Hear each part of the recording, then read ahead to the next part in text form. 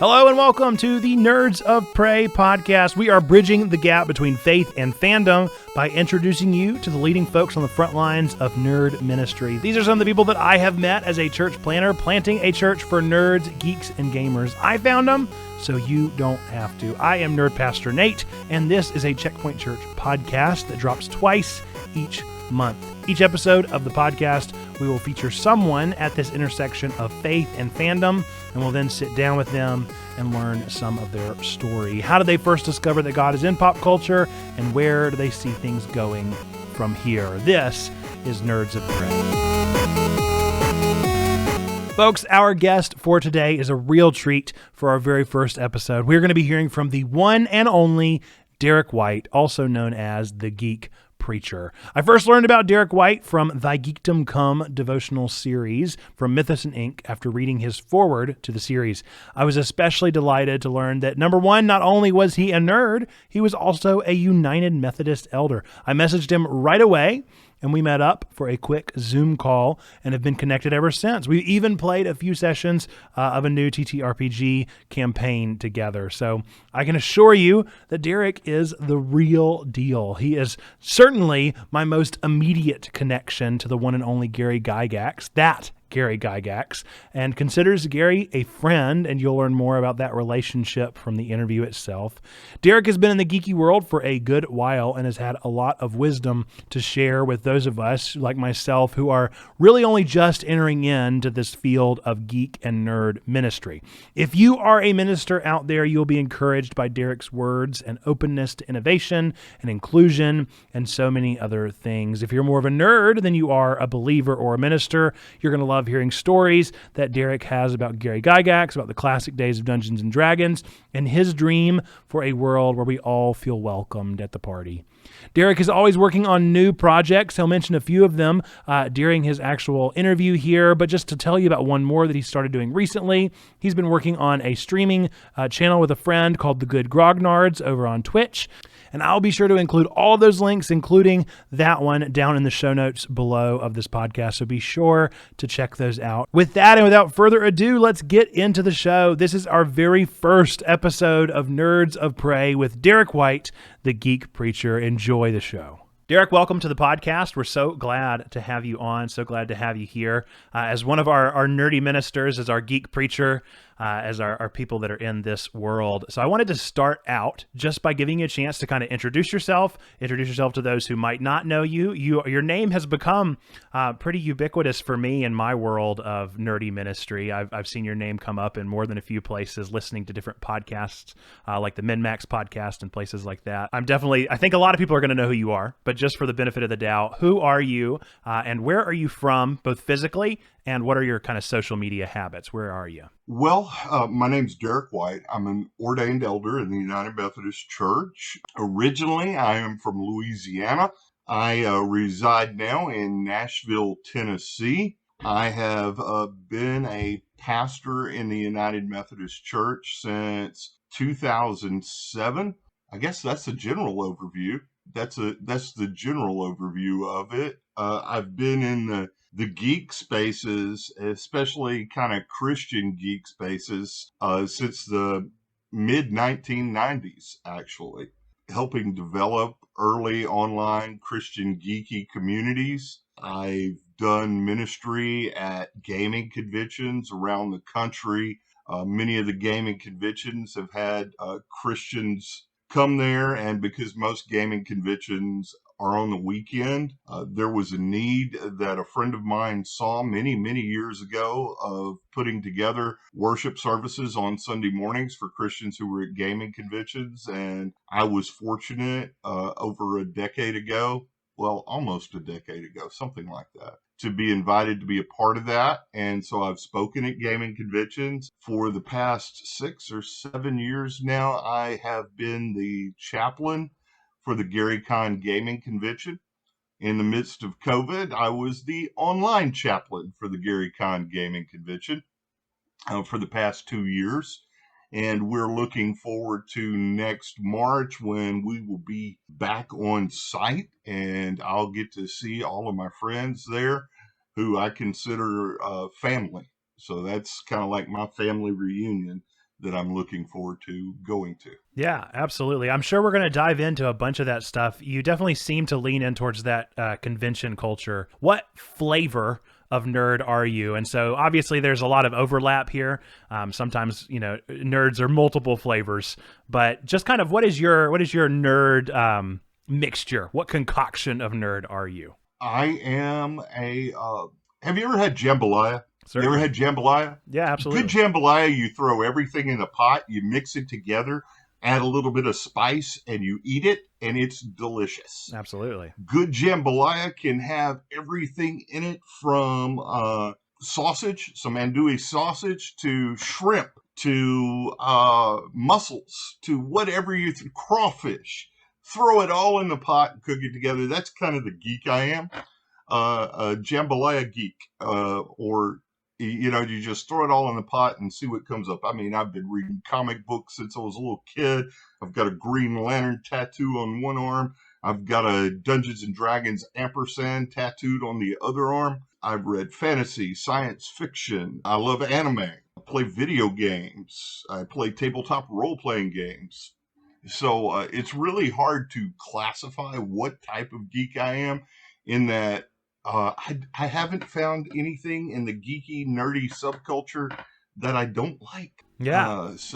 Absolutely. Yeah. Kind of a everything in the kitchen sink kind of thing. I think that's great. Yeah. I have a feeling we're going to run into that more often than not. I feel like the geeky, nerdy cultures tend to overlap in a lot of really wonderful ways, but maybe we'll find some people that are, this is my specialty. I've got a lot of friends who their whole thing is board games, man. Yeah. That is they are board game passionate. And if you had to pull out my single greatest passion out of all of it, it would probably be tabletop role-playing games. I mean, that is my biggest love and joy, is sitting around the table and sharing stories with other people, talking about great fantasy worlds or great science fiction universes. So tabletop role-playing games tends to be my greatest joy. You mentioned that, all this began at a very early age with comic books and that kind of thing. So where did your geeky journey first kind of take its first steps? I've been a geek as long as I can remember, because when I was growing up in the 70s and the 80s, I don't remember having a lot of friends that read comic books. So there were comic books I would get a hold of. Back in the 70s, we had this thing called the RIF reading program at schools, and RIF stood for Reading is Fundamental. And they would bring book fairs to schools, and you could get sometimes one free book or two free books. And my family didn't have a lot of money, so for a poor Southern boy in Louisiana, the idea of a free book was amazing. In today's world, that's not so odd, but back then it was just, wow, I get a free book. And I just remember at 7, 8, 9 years old, just being attracted to the fantasy books, to the science fiction books. So I would always gravitate toward those. I remember I was probably 8 or 9 years old when I read A Wrinkle in Time by Madeleine L'Engle. I remember reading that at a very young age. That's the best origin story I think I can remember. I was just always interested in that. I remember watching the original Incredible Hulk TV show, and sometimes my family would let me watch that, or when they didn't take over the TV. So I would watch TV shows like that. I've always loved those things since as early as I can remember. I wonder if there is a correlation between that kind of scarcity or rereadability of why we discover these things whenever we're children, because we don't necessarily have just an endless pocketbook whenever we're like 8 years old. I grew up on manga, and the reason I love them so much is that I could read them again and again and again and find different notes and touches and pieces of art, and I was able to just kind of continue diving in. So I wonder if there's something to that. Free books, or books that are really easy to pick up again and read again for another time. And you probably had a bit of time between your nerd journey and your discovery of this intersection between, like you mentioned, Christian nerds, Christian geeks. And so do you remember where was your first discovery of that intersection between faith and fandom? How did you first find that? Whew, that's a story there. See, I didn't grow up going to church. A phrase I use very often is I grew up culturally Christian. I grew up in a Southern Christian culture because everybody was considered by default to be a Christian. But my family didn't go to church regularly. My parents ran a nightclub in the 70s. People that ran nightclubs didn't go to church.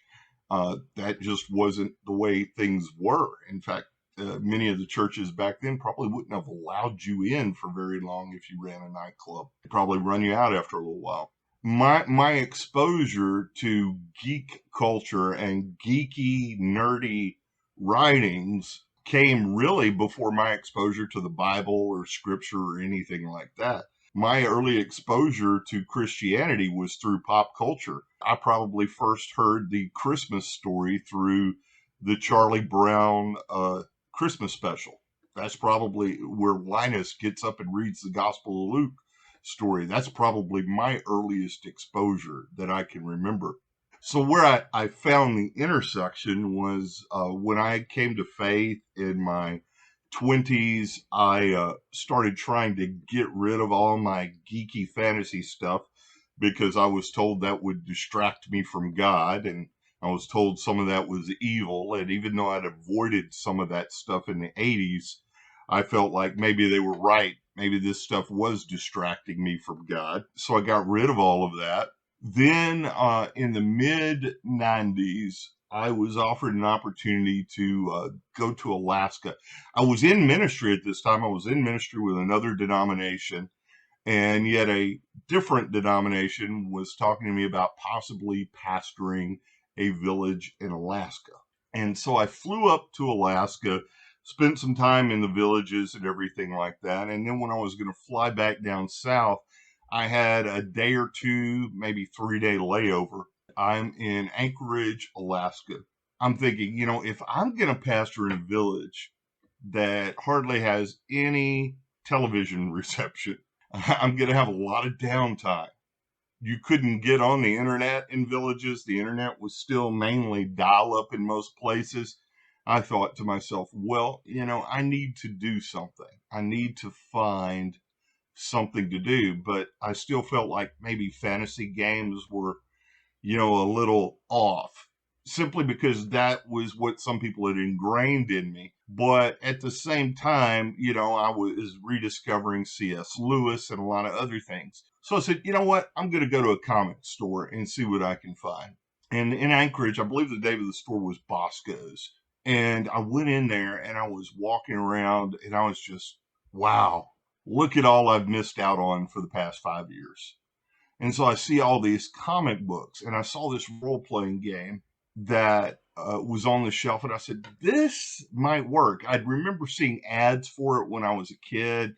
I'd remember seeing ads for it in magazines and everything, and I'd always wanted to try it, but I could never find a copy. And I said, let me pick this up. This should be all right. And it's a science fiction role-playing game called Traveler. And so I picked it up, and then on the flight back home, I read the book. And I was like, wow, this is really cool. So when I got back home, the first thing I did on this internet thing in the mid 90s was I began searching online for Christian role players. And back then there had been an organization actually called the Christian Role Playing Gamers Association, the CRPGA. And through that, I found an email list with a group of people called the Christian Gamers Guild. And it wasn't like the web forums of today or Reddit or anything like that. It was just an email list. So the way that would work is you send an email and you would get a bunch of other emails on topics. And the topics were threaded via the email list. And I saw people talking about Tolkien and C.S. Lewis. I saw people talking about faith and fandom. And I said, wow, there are other people out there like me. There are other people out there like me that love this stuff. And this is probably 1995, 1996. And I said, this is awesome that there are other people that see this and they see that these things intersect, these things weave and flow into each other. And so it was just a beautiful thing to meet people who were like me, who were people of faith, who loved fantasy, who loved science fiction, who loved playing games, and they did not see a problem with it. There were some that were in there, like me, that were trying to find out, hey, is this stuff okay? And there were lots of questions about it.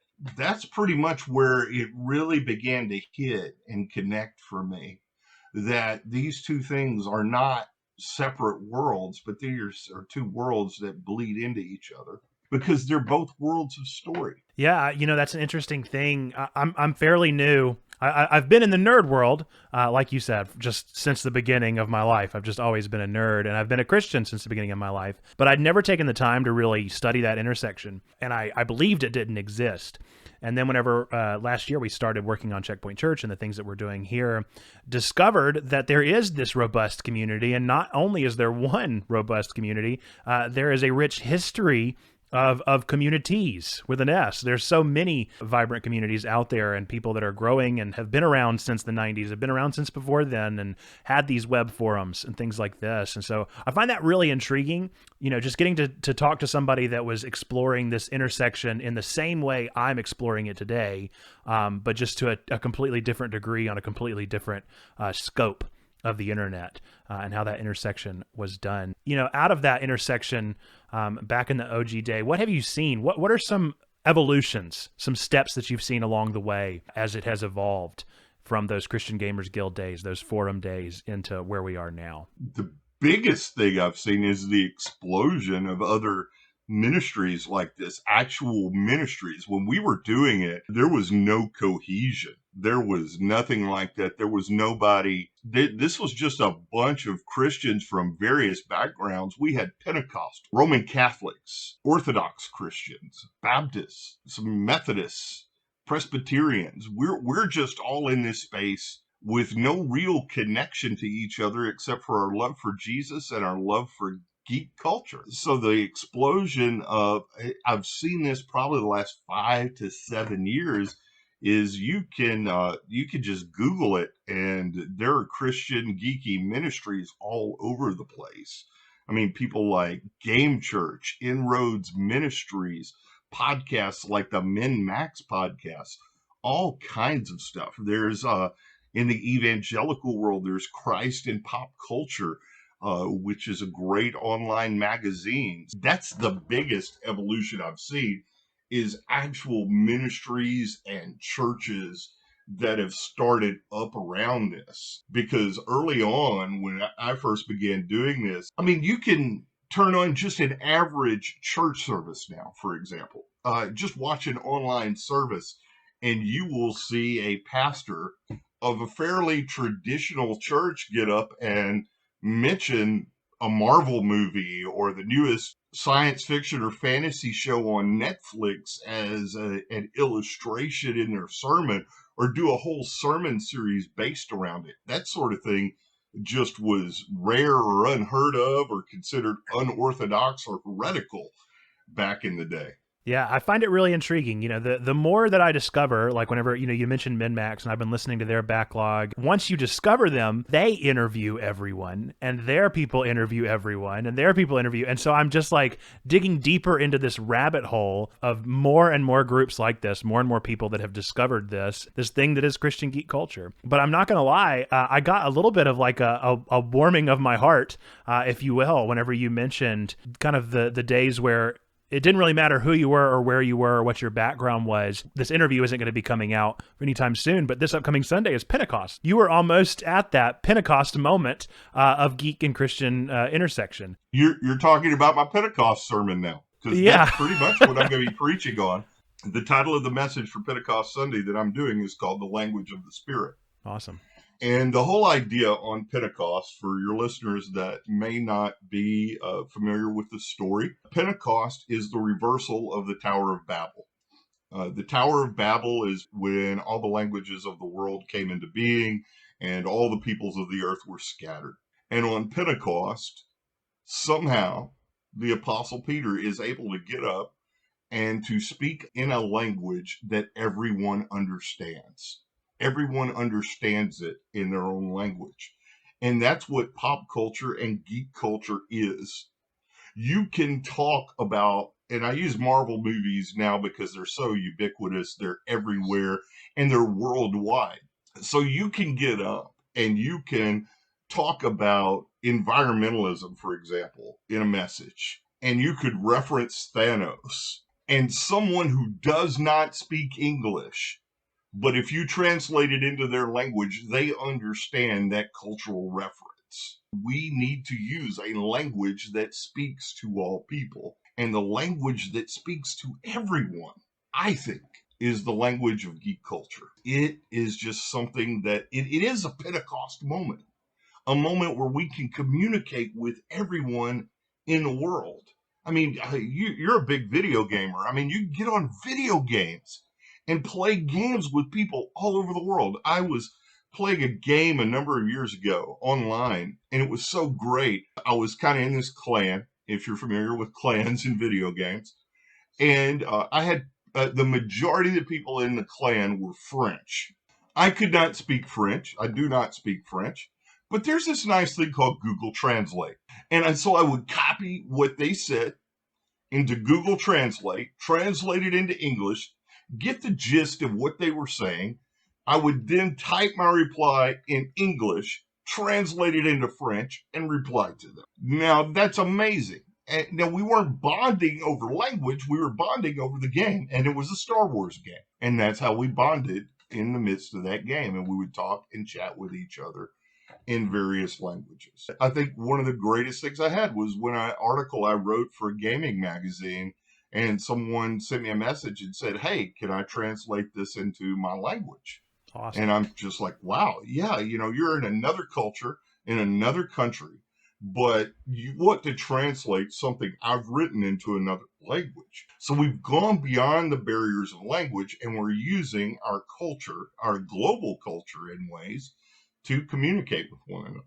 Yeah, I think sometimes as a pastor that has served a local church, sometimes we almost get so insular that even in our four walls of our church, we speak our own language. Even if we're all speaking English, we have our own words and vernacular that we refuse to go outside of. I find that a really intriguing possibility of what language we can speak that might overlap. I think that there's a lot of possibility for these different languages that we speak. And in particular, at Checkpoint, we're using Twitch, and we have people from all over the world that join in on our chats, and they don't speak my language, or they may speak my language, or it may be their second language. They're still able to bond over the games that we're playing and the things that we're doing. I wonder if even calling it pop culture or nerd culture or things like that is maybe giving ourselves too much credit, but that it's more along the lines of what you were saying. It's older than that. The language that we're speaking that's uniting us is the language of story. That's what we're bonding over, are these characters, these themes, these things that bring us together and teach us. And one thing in particular that I've noticed that is I don't know if you would consider it your hobby, your passion, one of your second careers, your side hustle, whatever phrase you want to put behind it. You're a bit of a documentarian. I don't know if you consider yourself that, but you are very interested in promoting and hyping and being involved with these series called Fantasy Makers and Science Fiction Makers. And I think you've got something new on the horizon there as well. And so I'm curious to know, what do you think about these roles of stories?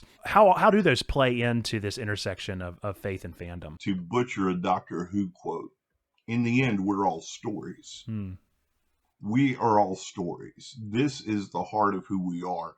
And I think on the Christian side, this is where we've messed up reading the Bible for so very, very long. It's been going on in Christianity, especially with the rise of modernism, where in the 18th and 19th centuries, we were using the Bible as this straight doctrinal teaching tool. And we lost the story, because that's what the Bible is. It's a book of stories, a book of narrative. It's a book of journeys. It is at the heart all about the story. That's why I got involved in these documentaries. I was preaching a message at an ecumenical worship service at a large gaming convention called Gen Con in Indianapolis. We had about 500 people in there during the service. This guy was shooting a documentary on a nerd ministry, a geek ministry from up in Canada. And they had come to Gen Con. And I got to meet them, got to talk to them. He decided to come in and film the sermon. we hit it off, and he contacted me to be a part of the Fantasy Makers. Well, the Fantasy Makers was on the life of three Christian fantasy writers, George MacDonald, J.R.R. Tolkien, and C.S. Lewis. They told stories. They told stories of fantasy. They also told stories of faith. That is the common language. We as human beings are a storytelling people. We love stories. Stories are what challenge us. Stories are what encourage us. Stories make us cry. Stories make us laugh. Stories make us celebrate. Stories make us think. And this is what we as people of faith need to rediscover and realize that everybody can find a different meaning in a story, that everybody can find something different to gravitate toward in the story. There are all kinds of different characters. As we read stories, as we get older, and I'm getting older now, I'll give you an example of a Bible story that many people are familiar with. It's the story of the prodigal son. In the story, of course, the prodigal son is raised by this loving father, asks him for his inheritance, leaves dad and home, and goes and spends his money in a far country, comes back to dad all broke, doesn't have anything left, and just begs his dad if he could just work for his dad, be his dad's slave.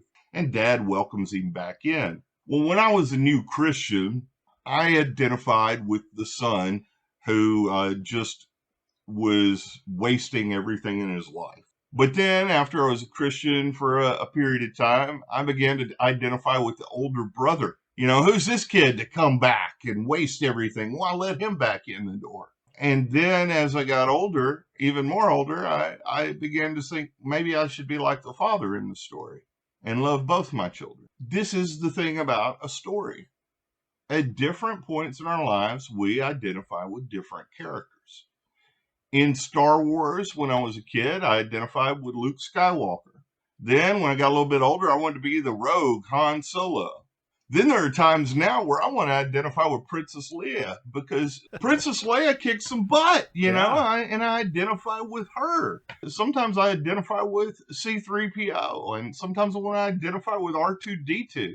Does that make me non-binary? I don't know. Sorry. That's a geek joke there. Binary, zeros and ones. Who do we identify in the story? And that is the power of stories. Stories have the power to change lives. Stories have the power to change culture. Stories have the power to move nations. And that's why I love stories so much. So I would agree with you. Yes, it is the language of stories. I think that geek culture and pop culture are just the biggest ones that promote that now. What do you think it is about documentaries that makes them valuable for really analyzing these moments? Is it the people that are weighing in and providing thoughts? Is it the research done into them? Is it just the presentation of the ideas in general? Well, these documentaries, I think, are especially important. These particular ones are to show us that people of faith have been in these fields. I think that's part of the importance of it. I think it lets us take it in. I think it's important to see that there are people in these stories who were great thinkers, great writers, that were also people of faith. I think that's an important reminder to Christians, is that we have that heritage. We need to re-engage our imagination. One of the things about documentaries I like is being able to hear the voices of others, to hear the voices of scholars who are going into that. But one of the reasons that they asked me to take part in these documentaries is because that's the world I bridge. I am an academic. I have a master's of divinity. I've got a bachelor's degree, but I also did some postdoctoral work in semiotics and future studies. But I'm also a pastor, or at least I've been a pastor now. You know, I've served local churches. It allows me to bridge those worlds. Too often, academics are over here in this high and mighty spot. They like to speak way above their audience. And they like to sound academic. You've been to seminary, you know how it is. You've got some of those professors who just love to prove they're smarter than everybody else in the room. And that, you know, until you achieve their level of smartitude, you can't really communicate with them. I've been on the other side in some Pentecostal churches where we don't need no education. Teachers, leave them kids alone. I just need the Spirit of God. That's all I need. Jesus in my heart. You ain't got to tell me nothing. And that's it. Jesus, the Bible, and that's it. And those two worlds never seem to meet. And I think that's the job of a pastor, is we are to bridge that world. We have to be able to speak both those languages. There's that Pentecost thing again.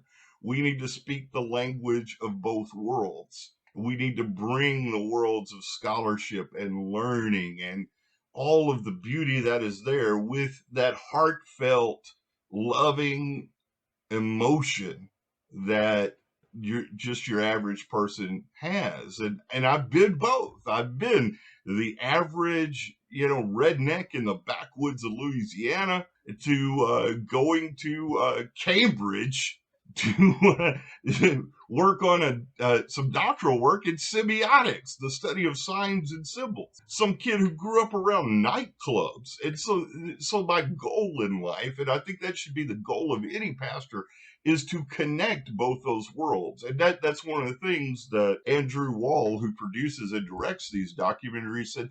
He said, Derek, that's why I want you in here, is because you can bridge those worlds. And I thought, well, do I?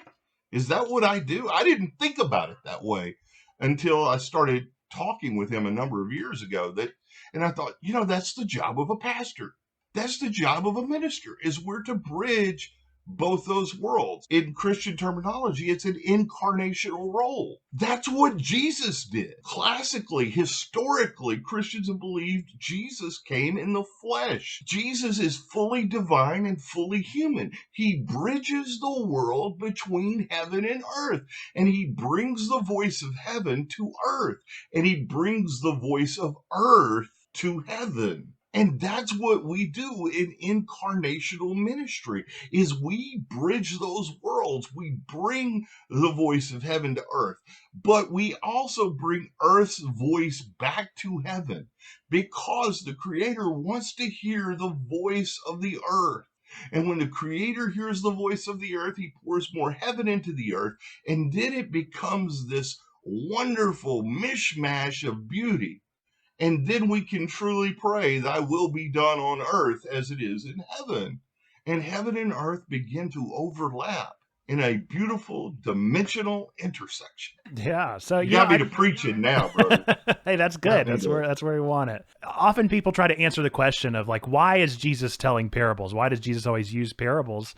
And the normal answer is, well, because the audience that he was speaking to, the congregations that were gathering, were made up of farmers and of people that had servants. Maybe we're overthinking it. Maybe the truth is, no, Jesus told parables because parables relate, because they're stories, because we want to hear those things. Maybe we're making Jesus, not saying that Jesus isn't complex, but we're making the reasons behind his ministry too complex. The truth is, he told parables because they're good stories. When people say, why did Jesus tell parables? I ask them first, have you ever been around a grandpa who told stories? Do you have that relative who always told stories?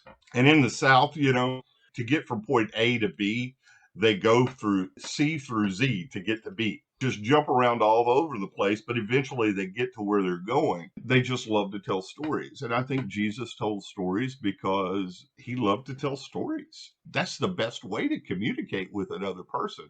If I tell you to memorize a list of 10 commandments, you're like, oh, God, don't give me a list. But when I tell you a story about a man and his children, you listen. When I tell you a story about a woman looking for some money she lost in her home, you both relate, but you're like, you relate to that. People relate to stories, and those stories are timeless. Yes, sometimes we need to understand the culture of the story, but that's the way any story works. I remember reading Arabian Nights, and I read those stories, and I said, well, I don't really grasp all of this.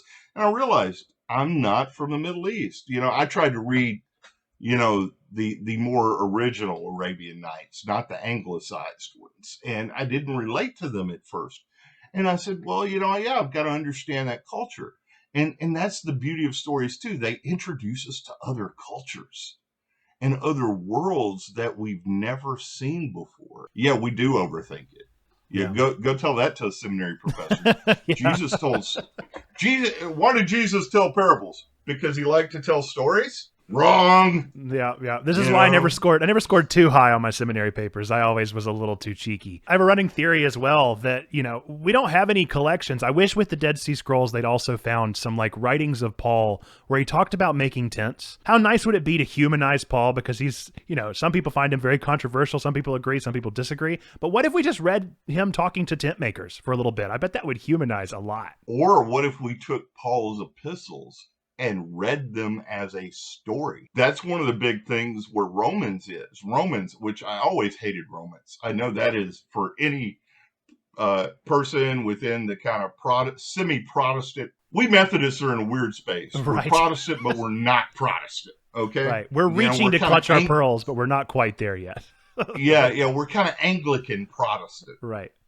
And so I really did not like the book of Romans until I started finding some scholars that said, what Paul is doing here? He's basically creating a straw man argument in some ways. He's arguing against another rabbi. That's a story. I love 1st and 2nd Corinthians because Paul's telling a story. He talks to them about the stories in their own midst. Yes, some of them are real life stories. But it's like, hey, dude, you're sleeping with stepmom here. That's a problem, man. And so he's telling a story. And then he does that beautiful love chapter in 1 Corinthians. Galatians, which I love. And this is why we misunderstand Paul so much. One of the things that Paul's doing is he is so richly engaged with the stories of Hebrew scripture that we often, as Western Christians, miss those stories. I mean, what Paul does with Hagar and Sarah in Galatians requires a great understanding of those previous stories. So Paul's building off of stories. And I think we would give Paul a lot more slack if we realized that. One of the greatest counter narratives that Paul does is in Philemon, where, he's basically shaming this slave owner to free his slave Onesimus. But you have to know the power of story to be able to do that. So I think Paul was more of a storyteller than people give him credit for. It's just we, especially in Protestant traditions, we weren't taught to read Paul that way. We were taught to read Paul as a guy with a bunch of rules, and I think that does disservice to Paul. Exactly. I think we feel more like we're reading a D&D rule book than actually experiencing a campaign. Oh, don't get me going there. One of the things. Okay, here's my joke for the day. I'm an old school gamer, so I've been playing D&D since 1983, 84. In the world of tabletop gaming space, you have what are called the old school gamers who refuse to use any rule system other than 1st edition AD&D. I equate them to the King James only crowd of the tabletop gaming world. They are our King James only folks. Yeah. Because they want nothing but the original rule set as God spoke it through Gary Gygax. They think that's it. And what's funny is among that crowd, I know people who played with Gary in 1974 with the rules that came before that. And some of those folks are like, no, these are the best rules possible. But what both of them forget, and all of these groups forget, is you're just using those rules to help facilitate storytelling. Absolutely. And you've transitioned well here. You complete, I don't know if you're familiar with the 6 degrees of Kevin Bacon, 6 degrees of separation, but you definitely moved me up a couple rungs on my D&D stardom here because you're very intimately connected with Gary Gygax and GaryCon. And I'd love to know more about that. How did you come to get connected there? And, what does your role look like as a game chaplain there? What even is a game chaplain? All right, let's start with the last first. What is my role? And then I'll tell you how I got connected with GaryCon. Pretty much I had to invent the role on my own a little bit because I was already doing it without it being an official position. So one of the things I've done is done weddings. I've done weddings for geeks and gamers. And, because for many of them, that's where their real family is, the geek community. And so they want to get married in places that are important to them. Most people don't want to get married in a church today. And for geeks, their destination wedding is a gaming convention. And so I've done weddings for them. I've also done counseling. I've had people who have come to gaming conventions and are in the midst of a broken relationship and they want somebody to talk to about it. I've had some spiritual counseling where people were wondering about their spiritual journey and they wanted someone to talk to about it. I've had people who have lost family members while the gaming convention is going on. They get a phone call, they've got to leave. And it's given me an opportunity to pray with them, talk with them, and let them know that there's someone there that cares for them. In general, it's hospitality, just to welcome people, let them know that this is a place that is inclusive, that is open to people of all faiths, all genders, whether you have a faith or don't have a faith. We are welcoming to all people. That's an important thing in that space, is to let them know that sexual harassment is not allowed in gaming places, things like that. So that's part of what I do. Another thing I do, as my community begins to age and get grayer, people have been passing away, and that's what GaryCon is. GaryCon is a memorial gaming convention.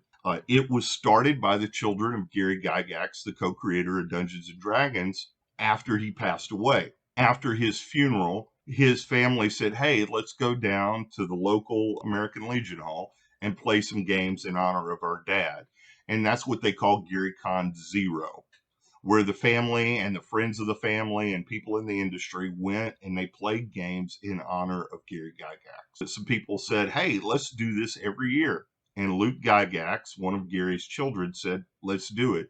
And he started GaryCon. That's what it grew out of. So part of my job at GaryCon has been to maintain the memorial wall, where it started out as a memorial to Gary Gygax in memory of him. It evolved into a place where we would write the names of other people in the industry who had passed away. And we would start adding names of industry people because the tabletop RPG community and industry has really grown. Well, one of the things Luke and I talked about was, you know what? The average gamer is losing people. We had some people die because of cancer. Some younger gamers die because of leukemia or things like that.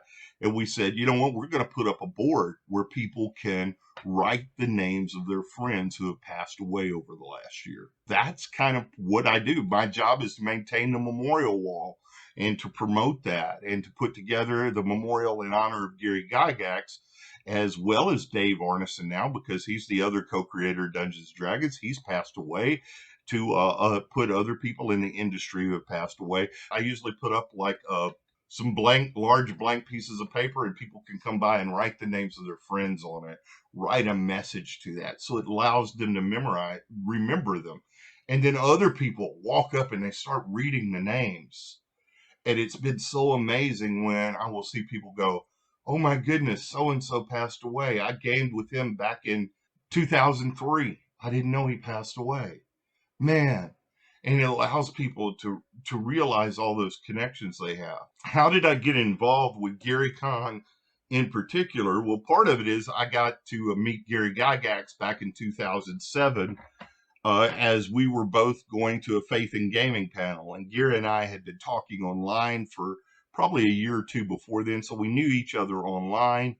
Before the panel, Gary and I met and we got to sit down and have a snack and a conversation. We came to the panel together. We hit it off really, really well. Gary had invited me to come up to Lake Geneva where he was living. I believe it was December of January of that year. Unfortunately, for preachers, December is a very busy month. And I needed to take some time away after we got through Advent with my family, and I couldn't make it. And then Gary passed away 2 or 3 months later. He passed away in March. Okay, I can't miss these things anymore because these are important people who have become important in my life. I mean, Gary was someone I met at a gaming convention, but he had also responded to my personal emails. We had spoken with each other on the message board, Fans for Christ, which is defunct now. Made me sad when I lost all my messages from him, where we had discussed a number of things. So when GaryCon 1 was coming to start, which I think we maybe had 100, 200 people there, hardly anybody there. A friend of mine who lives close to there works in the industry. He works for a company called Kinzer Co. His name's Jolly Blackburn. And he and I had been friends before I ever went back into ministry.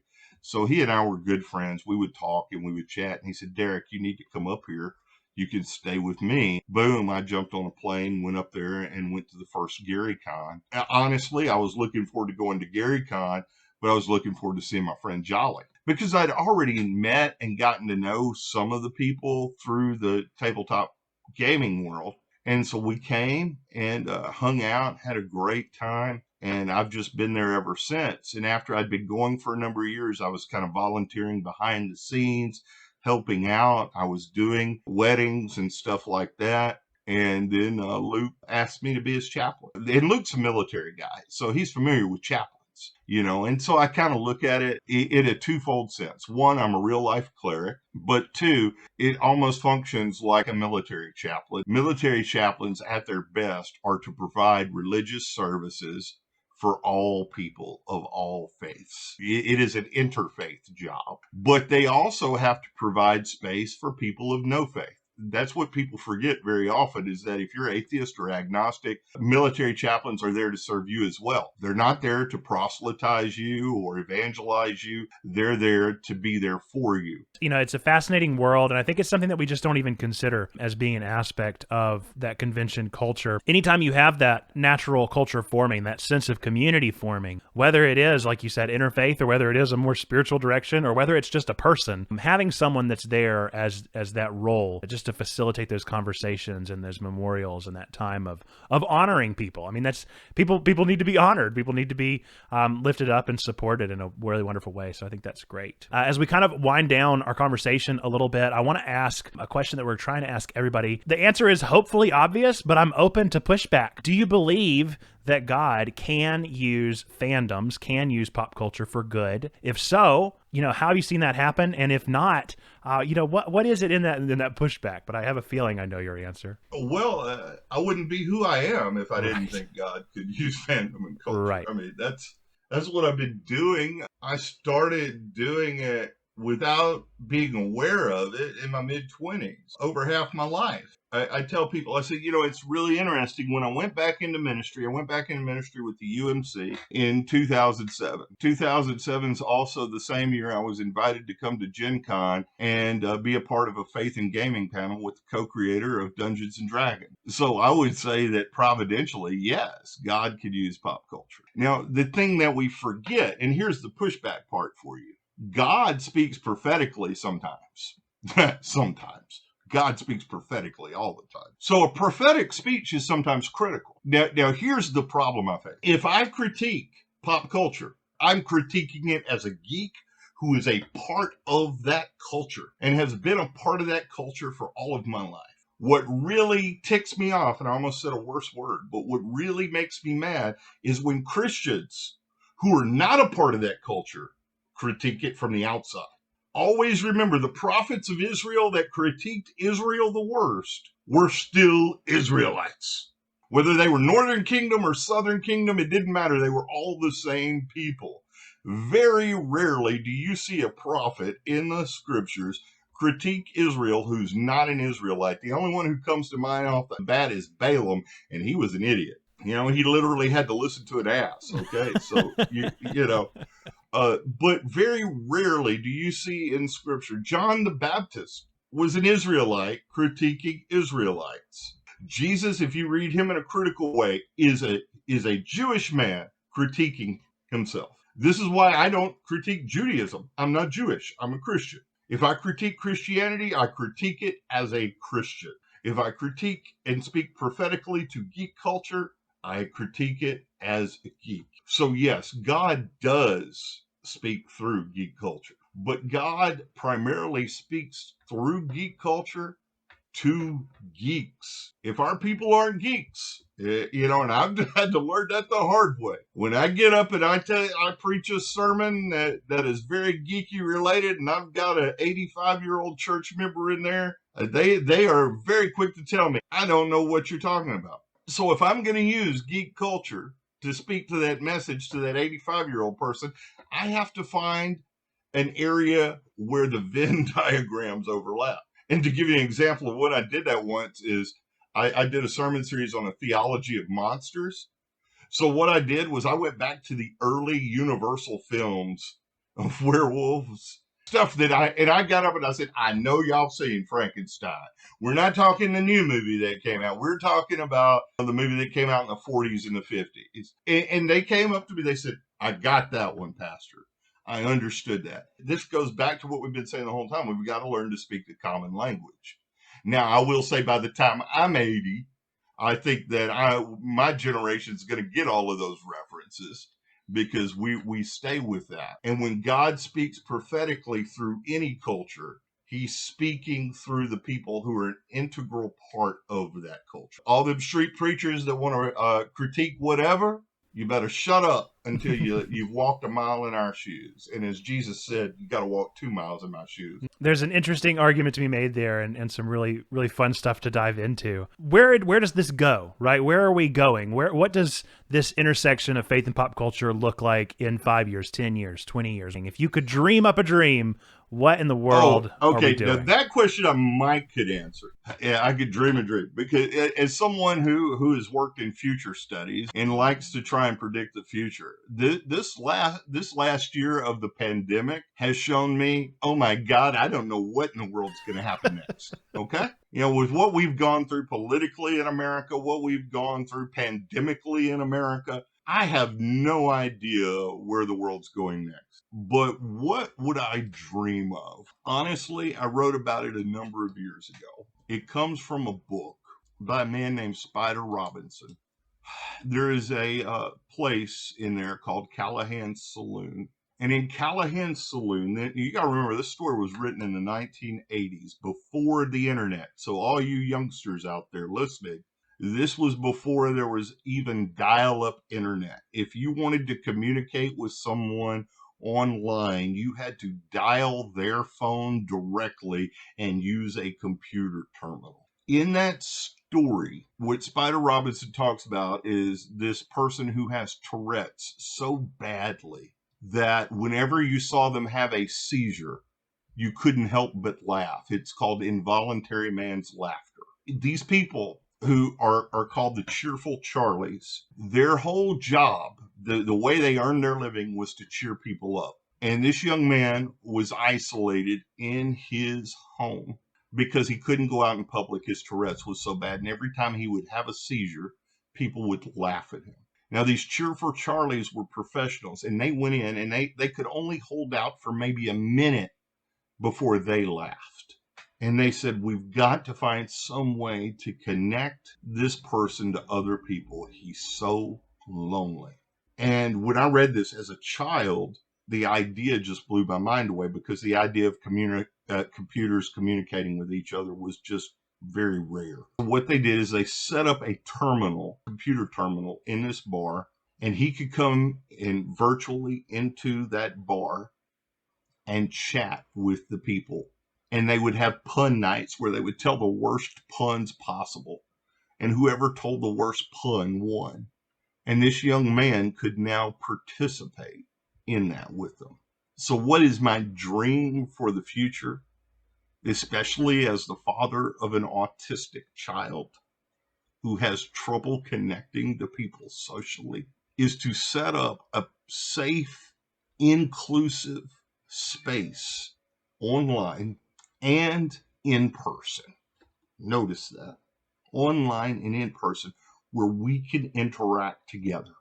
Right now, I've noticed churches doing two things. They're either setting up a purely virtual space, which I support because it's needed. In a pandemic world, heck yeah, it's needed. Or they're doubling down and they're just keeping their traditional spaces. And some of those places that have traditional spaces, they have the traditional, regular come to church space over here. And then they got some 2 or 3 people working in the background doing online communications for them. And those two communities are becoming separate. They are not intermingling. And that's a problem. That leads to tribalism. That leads to we're better than you mentalities.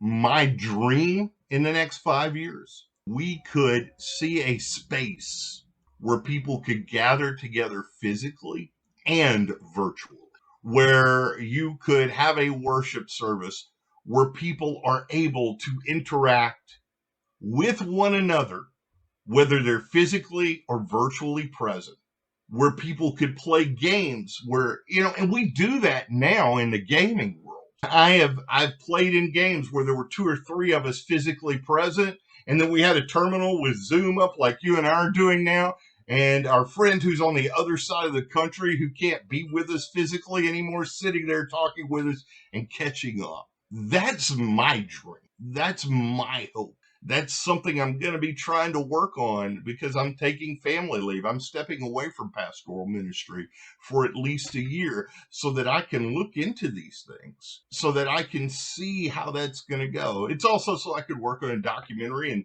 spend more time with my son. But that's the world I want to create, where people who are not comfortable being in a room with other people still have a place to connect with them.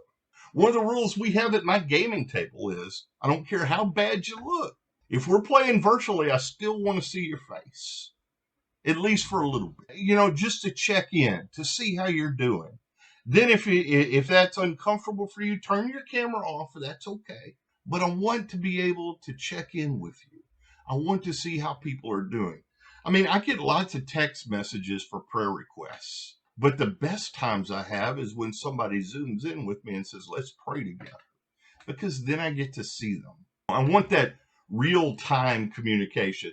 So even if I'm not seeing them face to face, even if we're just typing on the keyboard, if we're doing it in real time, there's something about that real time connection that's nice, important, essential. Ultimately, we're wanting to unite. We're wanting to break down that division that happened so long ago and that keeps happening. It's not a new idea. Like you said, with the dawn of the internet, whether it was in the 80s when we were connecting over phone number, there's still that uniting factor of wanting to unite people. To close out this time, what are you watching? What are you reading? And what are you playing? I can answer first. I'm watching Love, Death, and Robots on Netflix. I loved Volume 1, and so I'm deep in Volume 2. Love it already. I am reading a 2018 novel, historical fiction called Pachinko, pre-war Korean family as they go throughout their generations. And then I am playing Resident Evil Village still. So what's on your list right now, Derek? Well, you stole my first one there, Love, Uh-oh. Death, and Robots. I'm also watching Love, Death, and Robots, but I'm also watching Shadow and Bone. I love Shadow and Bone because it's got a fantasy, semi-steampunk feel to it, but I also like it because all the actors look like real people.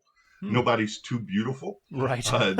When they get dirty, they get dirty. When they get wounded, you still see the scars on them. That's pretty cool. I'm also watching The Nevers on HBO Max, which is kind of an alternate history Victorian England show about empowerment, especially feminine empowerment, the empowerment of women, which is really, really good. If you want to speak against the misogyny of that day and today, you can tell where I'm at on those issues. I am a proto-feminist. I say proto-feminist because I don't know where I fit in on the spectrum. I just know that I support women in positions of power. Absolutely. And authority. I don't physically read as much as I used to, so Audible is my friend, and people have told me that audiobooks are reading.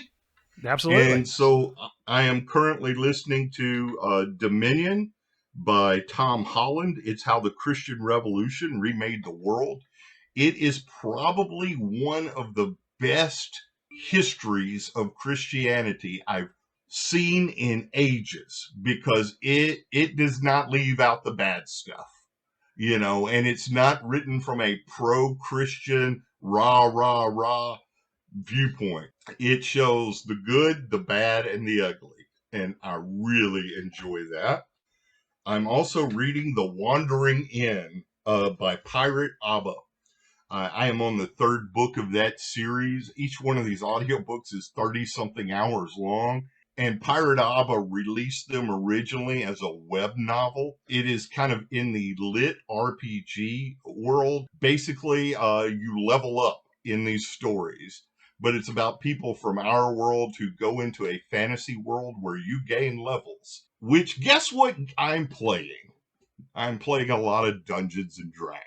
I play Dungeons and Dragons. I play in a game almost every Thursday night. That started up during the pandemic. We play online via D&D Beyond, Roll20, and Discord. We use all three. And then I run a Dungeons and Dragons game every Friday night for my daughter, two of her friends from college, and a friend of mine I've known online for a number of years. And whenever GaryCon comes up, I'm running some horror role-playing games, and I'm known for my Scooby-Doo Call of Cthulhu horror role-playing games. I run those for GaryCon and various other gaming conventions. Well, super cool. It sounds like you're in some great things. I've added some things to my list for sure. As kind of a way of closing, what are some shout outs? Where can people find you? We'll throw your link tree in the description of this podcast. Anything in specific, that you want to point them towards? Oh, well, you can find me if you do TikTok. You can find me as the Geek Preacher on TikTok. You can find me as the Geek Preacher on Instagram. If you go to Facebook,